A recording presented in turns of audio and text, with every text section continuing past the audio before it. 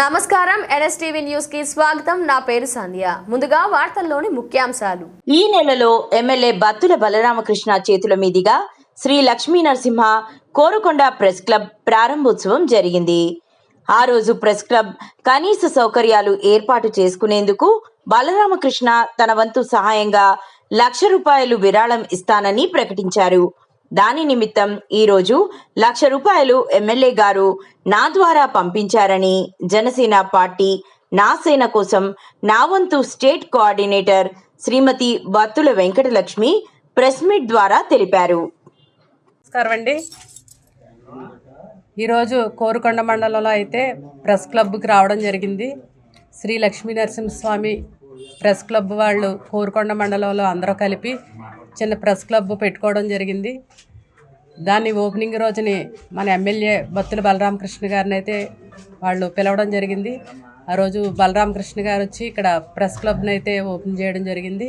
అదేవిధంగా వీళ్ళకి ఈ ప్రెస్ క్లబ్ పెట్టుకోవడానికి ప్రత్యేక నిధుల కింద వీళ్ళకి ఎక్కువ అమౌంట్ ఉండదు కాబట్టి ₹1,00,000 నా వంతు నా సొంత డబ్బులు నేను సాయం చేస్తాననేసి ఆ రోజు బలరామకృష్ణ గారు వీళ్ళందరికీ చెప్పడం జరిగింది.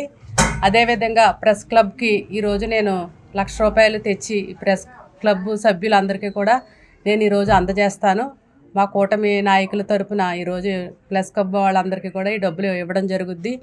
అదేవిధంగా ఇక్కడ కోరుకొండ మండలంలో అవ్వచ్చు, సీతానగరం మండలం, రాజానగరం మండలం 3 మండలాల ప్రెస్ క్లబ్ ఈ ప్రెస్లో పనిచేసే సోదరులందరూ కూడా మేము రాజకీయాల్లో లేనప్పటికీ కూడా మేము ఏ కార్యక్రమం చేసినా మా వెనకాలే ఉండి మేము చేసే కార్యక్రమాలని ప్రజల్లో తీసుకురావడం జరిగింది.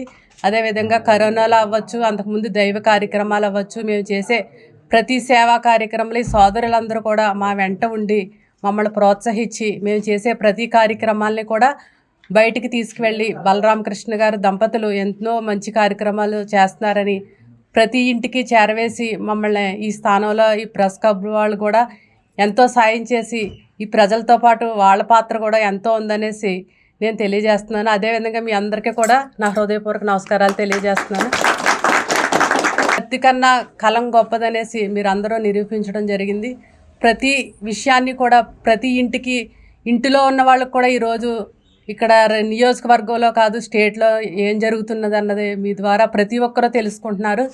మీరు 24 గంటలో 17 గంటలో మీరు ఇదే పని మీద పనిచేసి మీకు ప్రత్యేక ఆదాయాలు లేకపోయినప్పటికీ కూడా ప్రజలకి మంచి సేవ చేయాలి, ప్రజల్లో ప్రతి ఒక్కరికి అవగాహన ఉండాలి, ప్రతి విషయం మీద ప్రజలకి కూడా అవగాహన ఉండాలన్న ఉద్దేశంతో ప్రతి ఒక్కరు కూడా ఇంట్లో ఫ్యామిలీ ఎలా గడుస్తుంది అన్న ఇది లేకుండా మాకంటూ ఒక బాధ్యత ఉంది, ఈ భూమి మీద మాకు తల్లిదండ్రులు జన్మనిచ్చినందుకు మాకంటూ ఒక బాధ్యత ఉందని మీరందరూ కూడా సాయశక్తిలా మీ ఫ్యామిలీలకి కూడా పక్కన పెట్టి మీరు ఎంతో సేవతో ముందుకు నడుస్తున్నారు.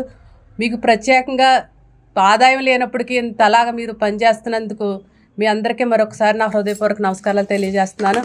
అదేవిధంగా మీరు రాబోయే రోజుల్లో ఇంకా మంచి పరిజ్ఞానంతో మీరు ఇంకా పనిచేసి ప్రజల పక్షాన పోరాడి ప్రతి విషయాన్ని ప్రజల్లోకి తీసుకువెళ్ళి మాకు ఎప్పుడూ వెన్నంటి తోడుగా ఉంటారని పార్టీలే ఈ పార్టీ ఆ పార్టీ అని కాకుండా అన్ని పార్టీల తరపుని మీరు ఎవరే తప్పు చేసినా చెప్పగల ఒక శక్తి మీ ఒక్కరికే ఉంది.